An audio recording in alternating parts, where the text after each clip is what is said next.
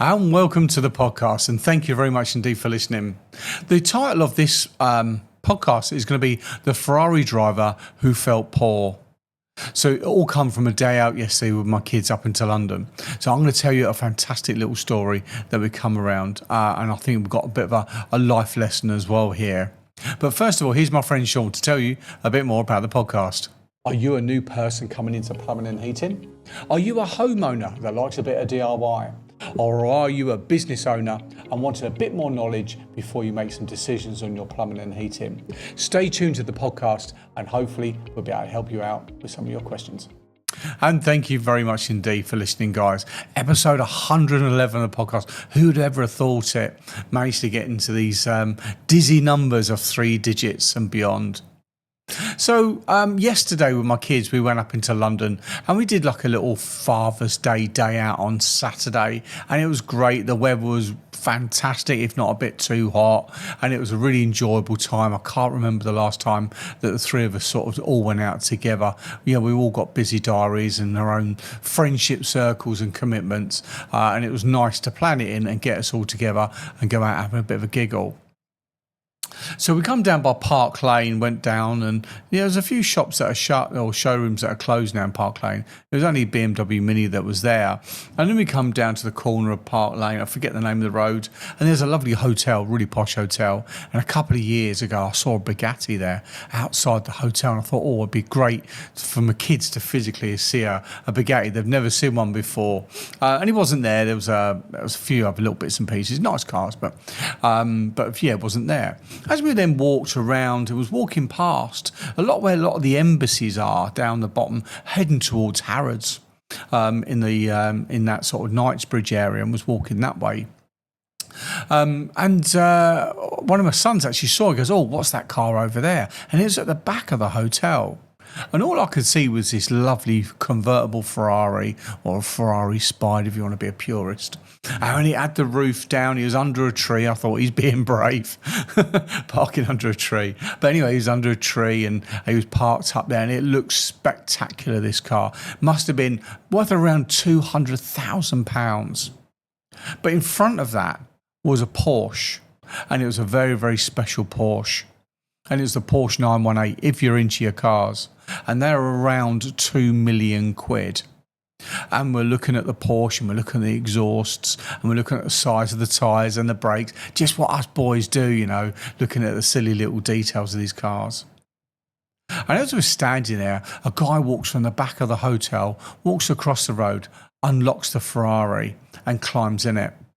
And just before he started the engine, he laughed because we're looking at the car and looking at the Porsche. And he said to me, "I feel poor now being parked behind the Porsche, being parked behind the Porsche, the 918."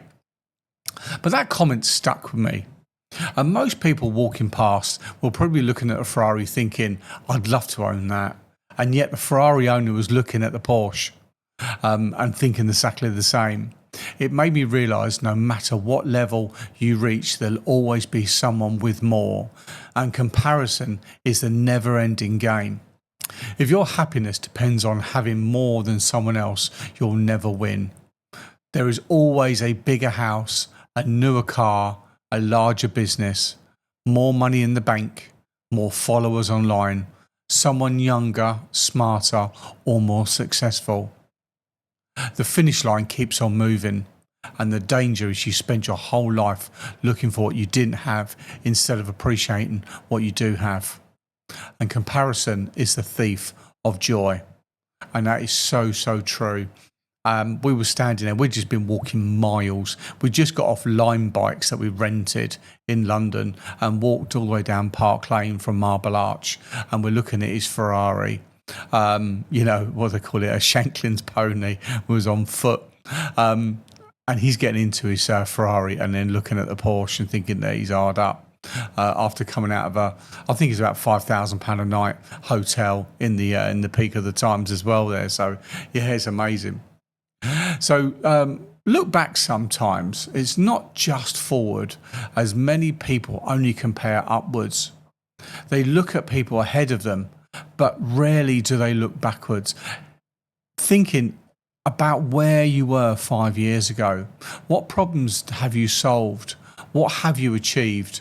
And what have you learned? There are people today dreaming of having what you already have. That a house that you're unhappy. Unhappy may be someone's dream home. The business you're frustrated with may be someone's actual goal. Turn envy into inspiration. Being jealous achieves nothing. Jealousy drains energy. It creates bitterness. Instead, ask, what can I learn from that person? What habits helped them to get where they are? What sacrifices did they make? Successful people should be a source for inspiration, not resentment. If someone has achieved something amazing, it proves that it can be done. Rather than saying why them, ask why not me. Focus on your journey. Success isn't about being ahead of everyone else. Success is about being ahead of where you are yesterday. Set goals, have dreams, keep moving forwards. Small improvements every day create massive results over time. The apprentice shouldn't compare himself to the business owner. The business shouldn't compare itself to a company that has been trading for 30 years. Run your own race. If you only look at people above you, you'll always feel behind. If you appreciate how far you've come, you'll realise that you're already making progress. Be grateful for what you have, ambitious for what you want, inspired by those ahead of you, but never jealous of them. So my final thoughts on this is that the Ferrari driver felt poor because he was looking at the Porsche, and the rest of us thought he was rich because we were looking at him in the Ferrari. The lesson is, happiness isn't found in what you're looking for. It's found in appreciating of how far you've already travelled while continuing to chase the next goal. Here at Gaslec, we have our annual goals physically up on the wall, printed out and put in a photo frame for all the Gaslec team to succeed. It helps visualise what we're trying to achieve for the year, and I may add a few little bits and pieces as we're going along to the goals as we start achieving them. And if we can actually achieve what we can, then the next goal may be to, if we're employing 2 people and we actually then go employ 2 people, when we get the 3rd person on board within that 12 months, then I might actually change it there for the rate of sort of progress and growth. Like reading out aloud, it goes out and then back in. So, I always wondered about the whole saying about if problem shared is a problem halved. And so when I was sort of just writing up the auto cue on this, it's when we say it out, it comes back in. And we can't turn our ears off. We can shut our eyes and we can shut our gobs, but we can't actually close our ears. So we're going to hear what we're going to hear. And when it goes back in, it gets reprocessed back in the brain again. And we know what we're saying. But when sometimes we've got a situation, we're sitting there and we're just thinking about it, we're not verbalising it. Our brains can sort of go off on different tangents and it may be catastrophising a situation. But if we actually just say it out loud, it comes back in and really we can sort of reset back the problem to where it actually belongs and actually start to process it and start that processing from that central point all over again if we just start wandering off. So I wonder if the problem shared is a problem halved is actually us halving the problem because we've doubled it by going down a bit of a rabbit hole. I did hear a saying once in the USA, they want you to do well because you might take them with you. In the UK, they're worried that if you do well, you're going to leave them behind. And I really, really, really see that here in the UK. We have a little bit of trying to put people down. And I never really sort of understood why. The Yanks over in the US, they're all sort of whoop whoop and clappy clappies. And that sort of makes sense when I heard that a couple of months ago. I thought, I'm going to slip this into this podcast. So just be mindful that surround yourself with like-minded, positive people. They don't have to be business people, but positive people that want to do well, that want to do better where they are at the moment in their lives. If you surround yourself with those people, they say that you're the average of the 5 people you spend most of your time with. So just be careful of the company you keep. Well, that wraps up this week's podcast. It's only short, sharp and sweet, but I wanted to get that little story across to you.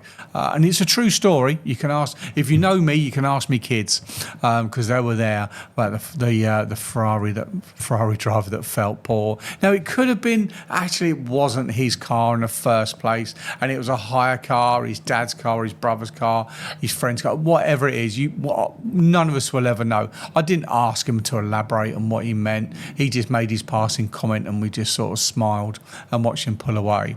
I suppose in hindsight, the way he did pull away, he was bipping the throttle quite a lot. So maybe he's not actually used to driving the car, and maybe not even be his anyway. Maybe he's living a bit of a fictitious life there. Who knows? And we'll never know. But thank you very much indeed for listening, guys. We're going to have a heat wave this week. So as I'm recording this on Sunday, it's absolutely roasting outside. I've got the air conditioning blazing away here in the podcast studio. So hopefully it's not created too much noise for the audio on the podcast. Well, you take care, stay cool, stay safe, whatever you're up to this week. All the best, guys. Goodbye.